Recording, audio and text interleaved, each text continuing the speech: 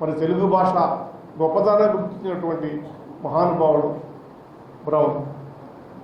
దురదృష్టం ఏంటంటే మనం ఇక్కడే పుట్టి ఆ భాషలోనే మరి సంభాషిస్తూ ఆ భాష ఇవాళ మృగ్యమయ్యేటటువంటి పరిస్థితి వస్తే ఇవాళ ఇంత ఆవేదనతో మా భాషని పరిరక్షించుకోవాలా, మా భాషను రక్షించుకోవాలనేటటువంటి పరిస్థితి రావటం చాలా దురదృష్టకరం, శోచనీయం.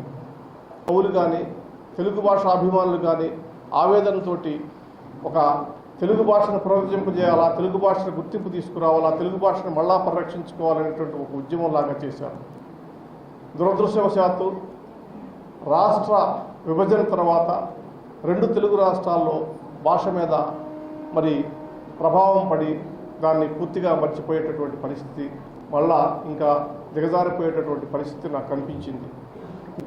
తెలుగు భాష నేర్చుకుంటే ఉద్యోగాలు రావేటటువంటి భ్రమతోటి మరి అచ్చంగా తెలుగు భాషను మార్చేసి ఇంటి దగ్గర నుంచి పుట్టినప్పటి నుంచి కూడా ఆంగ్ల భాషనే నేర్చుకుంటే మనం చాలా గొప్పవాళ్ళం అవుతామని, ఆంగ్ల భాషలో ఆలోచిస్తామని చెప్పేసి ఆంగ్ల భాషలో ఉద్యోగం వస్తుందనేటటువంటి ఒక రకమైనటువంటి భ్రమలో ఉన్నాం. అది మన సమాజం మీద, తెలుగు సమాజం మీద చాలా ప్రభావం చూపించింది. మన పిల్లలకి అందరికీ కూడా మనం చిన్నప్పటి నుంచే కూడా మరి తెలుగు భాష కన్నా ఇంగ్లీష్ భాష నేర్పించాలనేటటువంటి ఒక ఆలోచన వచ్చింది. ఒక విషయం చెప్పదలుచుకున్నా మీకు ఇక్కడ, తెలుగు భాష ఆంగ్ల భాష అనేటటువంటిది కాదు. ఎవరైనా సరే ఒక మనిషి పుట్టినప్పుడు అతని మాతృభాషలో కనుక ఆలోచించి అతని మాతృభాష కనుక నేర్చుకుని అతని మాతృభాషలో కనుక పరిపూర్ణుడైతే అతను ఏ భాషనైనా నేర్చుకోగలడు, ఎంత గొప్ప మేధావిగలడు, ఉద్యోగం చేసుకున్నాడు.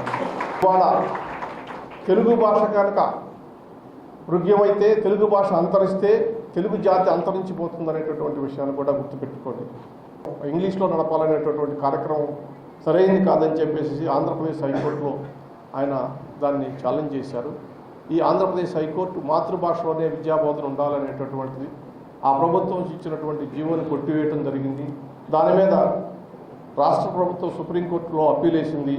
ఇప్పుడు ఆ సుప్రీంకోర్టులో ఉన్నటువంటి స్పెషల్ లీవ్ పిటిషన్ 9148 91 48 2020 సంవత్సరం పెండింగ్ ఉంది.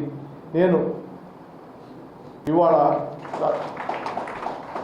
పొద్దున్నే ఒక వివాహ వేదికలో విజయవాడలో అదృష్టవశాత్తు ముఖ్యమంత్రి గారు, అదేవిధంగా విద్యాశాఖ మంత్రి లోకేష్ గారు కూడా కనిపించారు.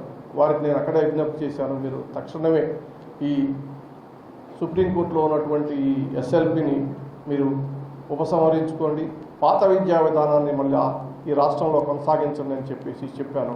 మరి వారి నుంచి ఎటువంటి నిర్ణయం వస్తుందో మనం చూడాలి. తెలుగు జాతి మొత్తం ప్రపంచంలో విశ్వవ్యాప్తంగా ఉన్నటువంటి ప్రతి తెలుగువాడు గర్వించదగ్గ ఒక తెలుగు విజ్ఞాన కేంద్రాన్ని ఒకటి రాష్ట్రంలో ఏర్పాటు చేసి తెలుగు భాష మీద ఒక పరిశోధన జరగాల, తెలుగు చరిత్రని, తెలుగు సంస్కృతిని కూడా మరి పరిరక్షించే విధమైనటువంటి ఒక కేంద్రాన్ని ఏర్పాటు చేయాల్సినటువంటి బాధ్యత రాష్ట్ర ప్రభుత్వం మీద ఉంది.